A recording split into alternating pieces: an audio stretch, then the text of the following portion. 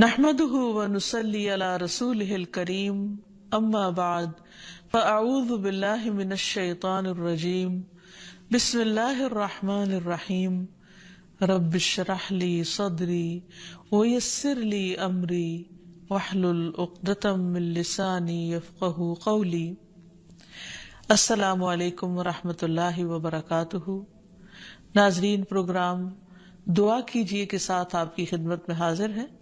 آج ہم انشاءاللہ آپ کے ساتھ نماز کی دعاؤں کے بارے میں گفتگو کریں گے۔ نماز اللہ سبحانہ وتعالی کی عبادت کا بہترین طریقہ ہے۔ نماز میں انسان اللہ کا ذکر بھی کرتا ہے، اللہ سے دعائیں بھی کرتا ہے، اللہ سبحانہ وتعالی کے سامنے عاجزی اور انکساری کا اظہار بھی کرتا ہے، رکوع اور سجدہ بھی کرتا ہے، اور اپنی حاجات بھی اللہ تعالیٰ کے سامنے پیش کرتا ہے۔ حقیقت یہ ہے کہ کائنات کی ساری چیزیں اللہ تعالیٰ کے آگے جھکی ہوئی ہیں، اس لیے انسان کے لیے بھی یہی بہترین ہے کہ وہ بھی اللہ تعالیٰ کے آگے جھک جائے، اور اس لیے بھی جھک جائے کہ نماز ایک فرض عبادت ہے۔ قرآن مجید میں اللہ تعالیٰ فرماتے ہیں وَمَا إِلَّا لِيَعْبُدُوا اللَّهَ مُخْلِصِينَ لَهُ الدِّينَ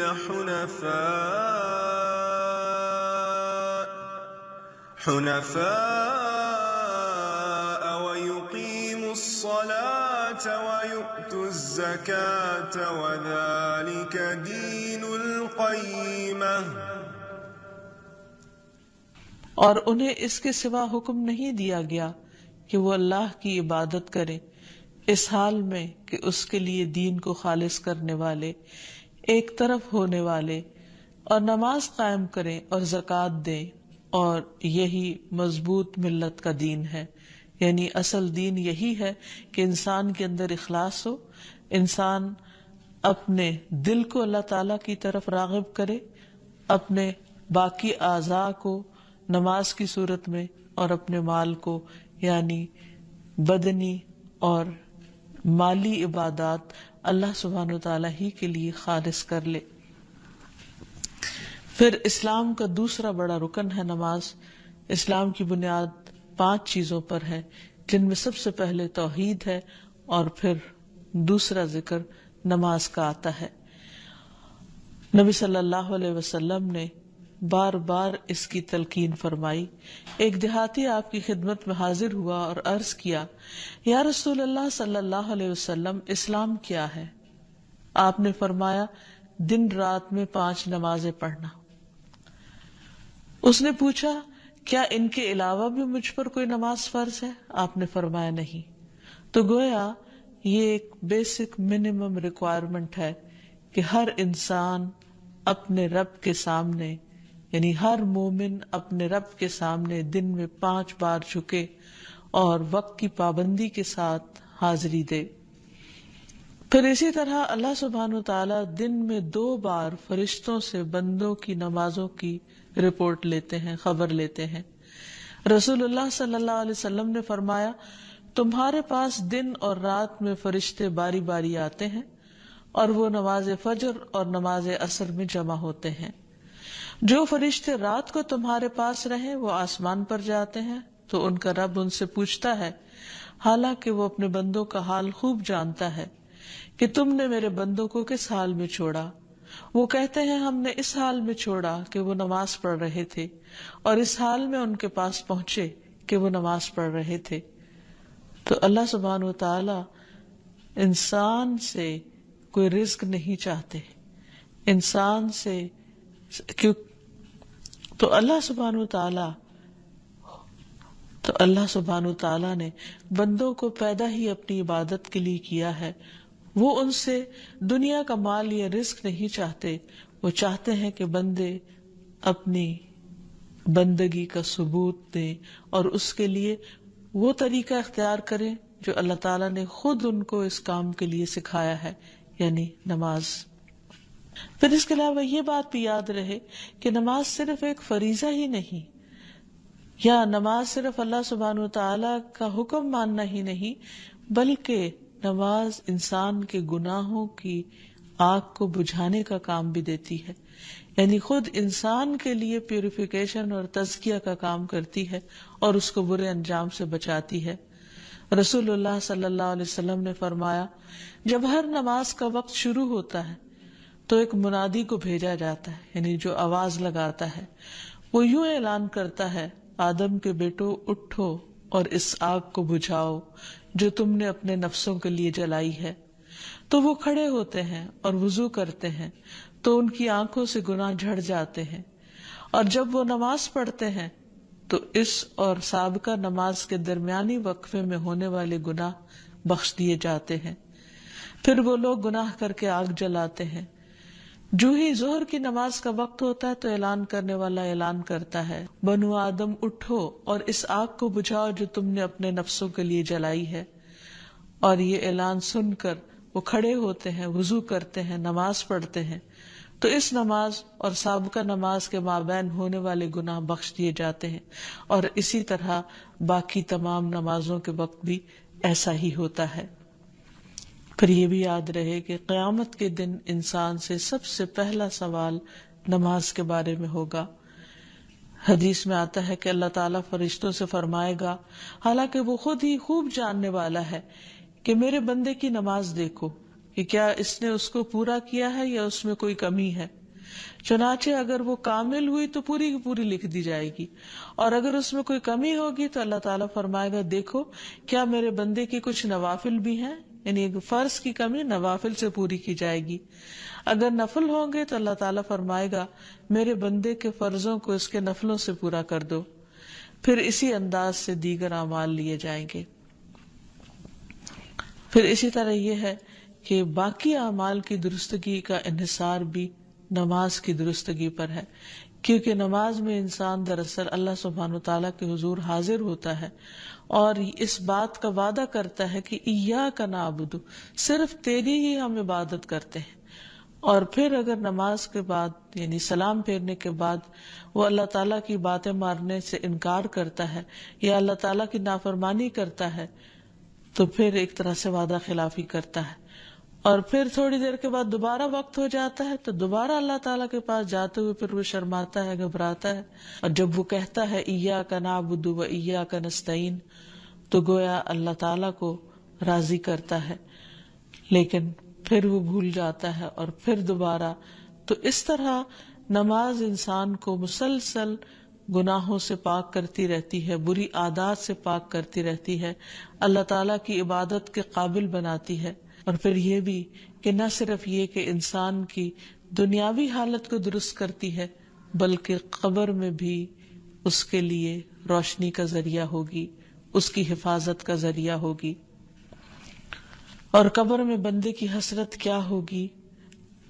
ابو ہریرہ کہتے ہیں کہ نبی صلی اللہ علیہ وسلم ایک قبر کے پاس سے گزرے اور اسے حال میں ہی دفن کیا گیا تھا، تو آپ نے فرمایا، یہ 2 رکعتیں جو کتنی خفیف ہوتی ہیں اور تم لوگ انہیں حقیر اور زائد سمجھتے ہو، یعنی 2 نفل پڑھتے ہوئے گھبراتے ہو، لیکن وہ 2 رکعتیں اگر یہ صاحب قبر اپنے عمل میں زیادہ کر لیتا تو اس کی نظر میں باقی تمام دنیا سے بھی زیادہ اس کو محبوب ہوتی۔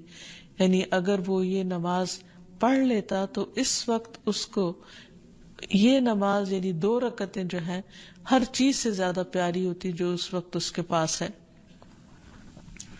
پھر یہ بھی یاد رہے کہ نبی صلی اللہ علیہ وسلم کے آخری الفاظ نماز کے بارے میں تھے، اور اسلام میں بچوں کو بھی سب سے پہلے دین کی جو چیز سکھانے کی ضرورت ہے وہ نماز ہی ہے، یعنی عملی زندگی میں۔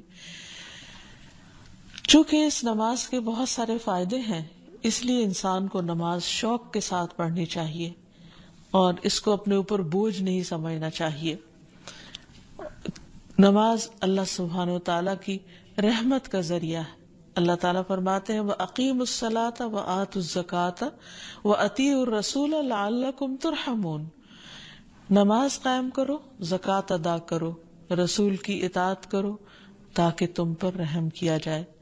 نبی صلی اللہ علیہ وسلم نے فرمایا جب تم میں سے کوئی شخص نماز کے لیے کھڑا ہوتا ہے تو اللہ تعالیٰ کی رحمت اس کی طرف متوجہ ہوتی، یعنی وہ رحمت کا مستحق ہو جاتا ہے، اور ایسے بندے سے اللہ سبحانہ وتعالیٰ خوش ہوتے ہیں، کیونکہ ایسے لوگ اللہ تعالیٰ کو راضی کرنے کے لیے دوڑ دھوپ کر رہے ہوتے ہیں۔ فرمایا جو مسلمان مرد نماز اور ذکر کے لیے مسجدوں میں پابندی سے حاضر ہوتا ہے، اللہ تعالیٰ اس سے ایسا خوش ہوتے ہیں جس طرح مسافر کے گھر والے اس کے گھر واپس آنے پر خوش ہوتے ہیں۔ یعنی ایک شخص لمبے طویل سفر کے بعد جب گھر لوٹتا ہے تو گھر والوں کی خوشی کا ٹھکانہ نہیں ہوتا، تو اسی طرح جب ایک بندہ اپنے دنیا کے کام کاج چھوڑ کر مسجد میں حاضری دیتا ہے تو اللہ سبحانہ وتعالیٰ بھی اس سے اسی طرح خوش ہوتے ہیں۔ پھر اسی طرح خصوصی طور پر جو شخص فجر کی نماز پڑھتا ہے وہ اللہ کے ذمے میں آ جاتا ہے، اللہ تعالیٰ کی پناہ میں آ جاتا ہے۔ رسول اللہ صلی اللہ علیہ وسلم نے فرمایا جس نے صبح کی نماز پڑھی وہ شام تک اللہ کے ذمے میں ہے۔ پھر اسی طرح ایسا شخص فرشتوں کی دعائیں پاتا ہے۔ رسول اللہ صلی اللہ علیہ وسلم نے فرمایا جب کوئی شخص نماز کے بعد اپنی جائے نماز پر بیٹھا رہتا ہے تو فرشتے اس پر صلاۃ پڑھتے رہتے ہیں، اور فرشتوں کی صلاۃ کیا ہے؟ اللہم اغفر لہ، اللہم ارحمہ، اے اللہ تو اسے بخش دے، اے اللہ تو اس پر رحم فرما۔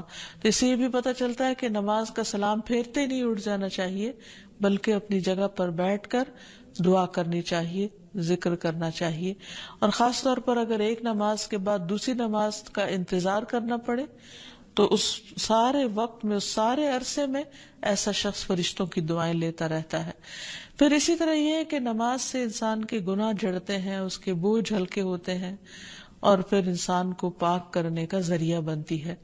رسول اللہ صلی اللہ علیہ وسلم نے فرمایا جب بندہ وضو کرتا ہے اور کامل وضو کر کے نماز شروع کرتا ہے اور کامل یعنی مکمل نماز پڑھتا ہے تو اپنی جگہ سے ایسے نکلتا ہے جیسے ماں کے پیٹ سے وہ اپنے تمام گناہوں سے پاک ہو چکا ہوتا ہے۔ ویسے بھی آپ صلی اللہ علیہ وسلم نے ایک مشہور اگزامپل میں یہ سمجھایا کہ کیا تم میں سے کسی شخص کے دروازے پر اگر نہر ہو اور وہ دن میں 5 مرتبہ اس میں نہائے تو اس کے جسم پر کوئی میل کچیل باقی رہے گا؟ تو لوگوں نے عرض کیا کہ ہرگز نہیں۔ تو آپ نے فرمایا جو شخص 5 نمازیں پڑھتا ہے تو اس پر بھی کسی قسم کے گناہ باقی نہیں رہتے۔ آپ نے ایک اور جگہ پر یہ بھی فرمایا کہ مسلمان بندہ جب اللہ کی رضا حاصل کرنے کے لیے نماز پڑھتا ہے تو اس کے گناہ اسی طرح جھڑ جاتے ہیں جیسے اس درخت کے یہ پتے جھڑتے ہیں، یعنی جو خزاں کے موسم میں درختوں سے پتے جھڑتے ہیں تو کچھ بھی باقی نہیں رہتا، اسی طرح نماز کے ساتھ سارے گناہ ایسے صاف ہوتے ہیں کہ کچھ بھی اس کے اوپر بوجھ باقی نہیں رہتا۔ پھر اسی طرح انسان کی برائیاں دور ہو جاتی ہیں، بری عادات دور ہوتی ہیں، دنیا اور آخرت میں انسان کو نور نصیب ہوتا ہے، کیونکہ نبی صلی اللہ علیہ وسلم نے فرمایا کہ الصلاۃ نور، نماز نور ہے، انسان اس سے راحت اور سکون پاتا ہے۔ نبی صلی اللہ علیہ وسلم جب پریشان ہوتے تو حضرت بلال کو کہتے کہ یا بلال نماز قائم کرو، یعنی اذان دو اور مجھے راحت پہنچاؤ۔ آپ نے اسے اپنی آنکھوں کی ٹھنڈک قرار دیا۔ پھر اسی طرح قرآن مجید سے یہ بھی پتہ چلتا ہے کہ نماز انسان کو برائیوں اور بے حیائیوں سے بھی روکتی ہے۔ اللہ تعالیٰ فرماتے ہیں ان الصلاۃ تنہی عن الفحشاء والمنکر، کہ نماز انسان کو بے حیائی اور برائی سے روکتی ہے۔ وَلَذِكْرُ اللَّهِ اکبر، اور اللہ کا ذکر یقیناً سب سے بڑا ہے۔ وَاللَّهُ يَعْلَمُ مَا تَصْنَعُونَ، اور اللہ خوب جانتا ہے جو تم کرتے ہو، یعنی جو بھی تمہارے اعمال ہیں ان سے خوب واقف ہے۔ پھر اسی طرح یہ ہے کہ انسان سے برے اخلاق اور بری صفات جو ہیں وہ ختم ہوتی چلی جاتی ہیں، کیونکہ اللہ تعالیٰ کا وعدہ ہے کہ جو شخص اپنی نماز میں پابندی کرے گا وہ ان چیزوں سے بچے گا۔ ان الانسان خلق ہلوعا اذا مسہ الشر جزوعا واذا مسہ الخیر منوعا الا المصلین الذین هم علی صلاتهم دائمون۔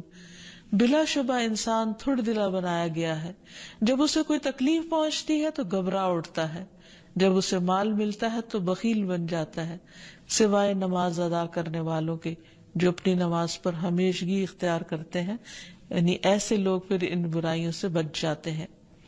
پھر اسی طرح روزمرہ زندگی میں پیش آنے والے جو فتنے ہیں ان کا کفارہ بھی نماز بنتی ہے. پھر اسی طرح قیامت کے دن برہان اور نجات کا ذریعہ بنے گی نماز. اور جو شخص نمازیں ضائع نہ کرے اس سے جنت کا وعدہ کیا گیا ہے. رسول اللہ صلی اللہ علیہ وسلم نے فرمایا اللہ نے اپنے بندوں پر 5 نمازیں فرض کر دی ہیں. جو شخص انہیں اس طرح ادا کرے کہ ان میں سے کسی چیز کو ضائع نہ کرے اور نہ ان کا حق معمولی سمجھے تو اللہ تعالیٰ کا وعدہ ہے کہ اسے جنت میں داخل کرے گا. اور جو انہیں اس طرح ادا نہ کرے تو اس سے اللہ تعالیٰ کا کوئی وعدہ نہیں، چاہے تو سزا دے چاہے تو معاف کر دے. اس لیے نماز کے سلسلے میں یہ بات بھی یاد رہے کہ انسان نماز کو صحیح طریقے پر ادا کرے، یعنی پورے آداب، شرائط اور سنن واجبات کی پابندی کرتے ہوئے. اور اگر انسان نماز کی طرف راغب نہیں ہوتا تو اس سے انسان کا بہت بڑا نقصان ہو جاتا ہے.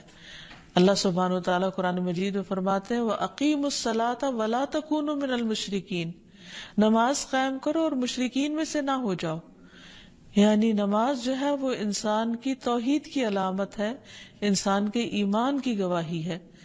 نبی صلی اللہ علیہ وسلم نے فرمایا انسان اور اس کے کفر اور شرک کے درمیان فرق نماز سے ہوتا ہے، یعنی نماز کا چھوڑنا جو ہے وہ اس فرق کو ختم کر دیتا ہے. پھر اسی طرح منافقین جو تھے ان پر نماز بہت بھاری تھی، تو یہ نفاق کی علامتوں میں سے ہے کہ انسان نمازوں میں سستی کرے. قرآن مجید میں آتا ہے وَلَا يَأْتُونَ الصَّلَاةَ إِلَّا وَهُمْ كُسَالَىٰ، کہ وہ نماز نہیں پڑھتے مگر سستی کے مارے، یعنی بہت بوجھل سمجھ کے اور بہت مصیبت سمجھ کر اس کو ادا کرتے ہیں، شوق سے نماز کی طرف نہیں آتے. پھر آپ نے یہ بھی فرمایا کہ جس نے نماز ترک کر دی، چھوڑ دی، اس کا کوئی دین نہیں، یعنی یہ دیندار ہونے کی علامت ہے. پھر اسی طرح آپ نے فرمایا کہ اس شخص کا کوئی ایمان نہیں جس نے نماز ادا نہیں کی. پھر اسی طرح یہ ہے کہ ایسے شخص سے اللہ تعالیٰ کی ذمہ داری ختم ہو جاتی ہے، یعنی حفاظت ختم ہو جاتی ہے. اور ایک نماز کا چھوڑنا بھی بہت بڑا نقصان ہے. آپ نے فرمایا جس کی عصر کی نماز فوت ہو گئی گویا اس کا مال اور اولاد فنا ہو گیا. یعنی اتنے بڑے بڑے نقصان انسان کرتا ہے جب نماز چھوڑتا ہے. پھر اسی طرح بے نمازی انسان کے لیے موت کی سختیوں کا بھی ذکر ہے. فرمایا وَالْتَفَّتِ السَّاقُ بِالسَّاقِ إِلَىٰ رَبِّكَ يَوْمَئِذٍ الْمَسَاقُ فَلَا صَدَّقَ وَلَا صَلَّىٰ وَلَٰكِنْ كَذَّبَ وَتَوَلَّىٰ. اور پنڈلی پنڈلی کے ساتھ لپٹ جائے گی.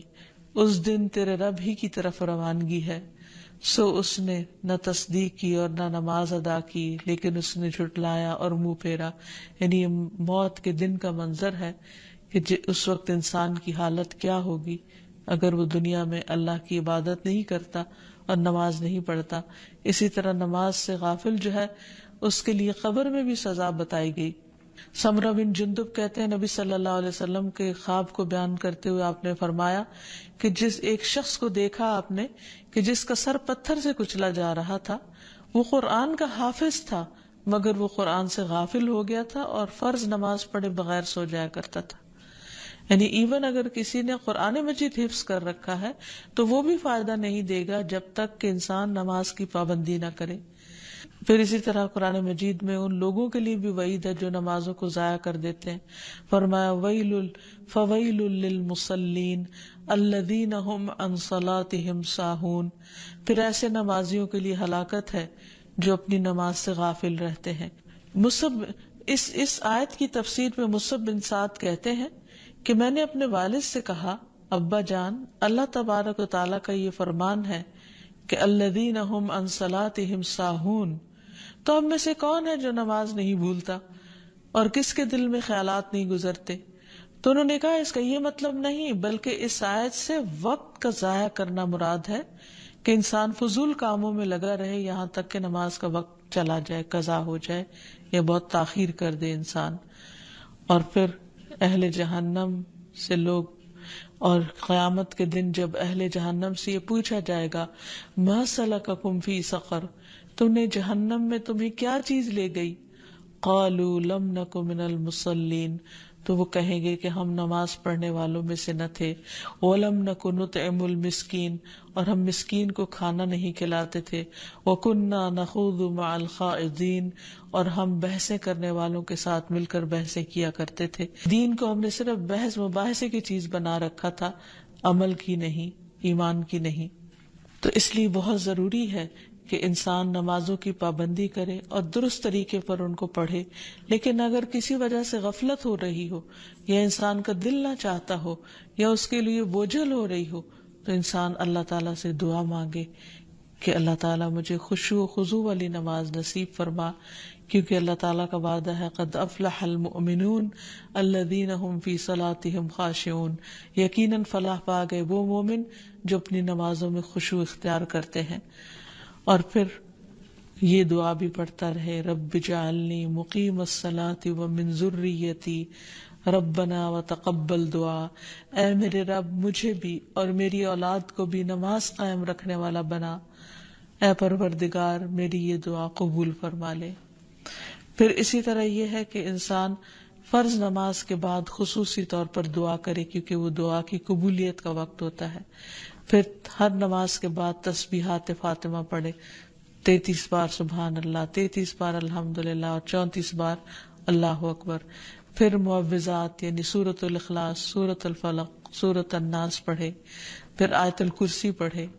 پھر نبی صلی اللہ علیہ وسلم کی سکھائی ہوئی دعائیں، اللہم انت السلام ومنک السلام تبارکت یا ذا الجلال والاکرام، اے اللہ تو سراپا سلامتی ہے، تجھی سے سلامتی حاصل ہوتی ہے، تو بڑی برکتوں والا ہے، اے جلال اور اکرام والے.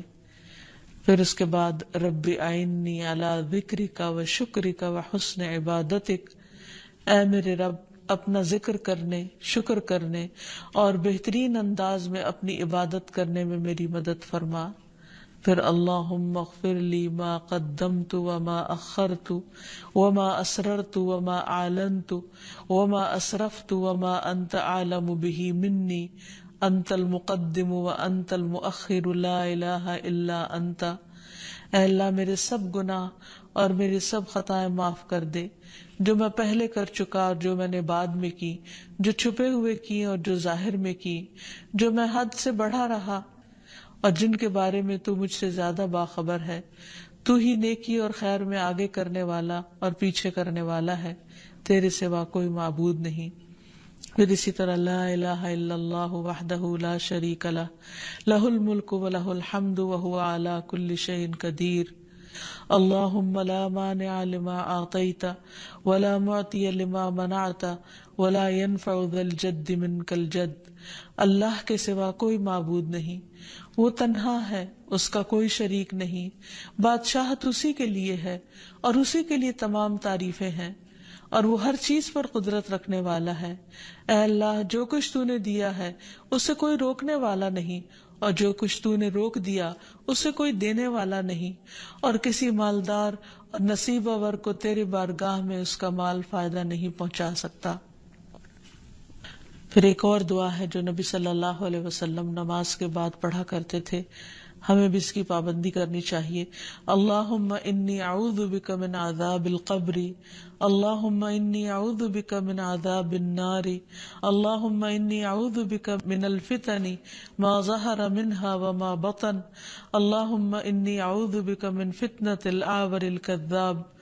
اے اللہ میں عذاب قبر سے تیری پناہ میں آتا ہوں، اے اللہ میں عذاب جہنم سے تیری پناہ میں آتا ہوں، اے اللہ میں ظاہری اور باطنی فتنوں سے تیری پناہ میں آتا ہوں، اور اے اللہ میں اس کان دجال کے فتنے سے تیری پناہ میں آتا ہوں جو بہت بڑا کذاب ہوگا. تو دعا ہے کہ اللہ سبحانہ و تعالی ہمیں نماز کی حکمتوں اور فائدوں کو سمجھنے کی توفیق دے، نماز کی پابندی کی توفیق عطا فرمائے، اور قبولیت والی نمازوں کی توفیق عطا فرمائے جن میں خشوع و خضوع ہو، اللہ کی یاد ہو، اور پھر نماز کے اندر اور نماز کے باہر بہترین اذکار کرنے کی توفیق عطا فرمائے. اللہ سبحانہ وتعالی ہم سب پر اپنی رحمت نازل کرے. وآخر دعوانا ان الحمد للہ رب العالمین. السلام علیکم ورحمۃ اللہ وبرکاتہ.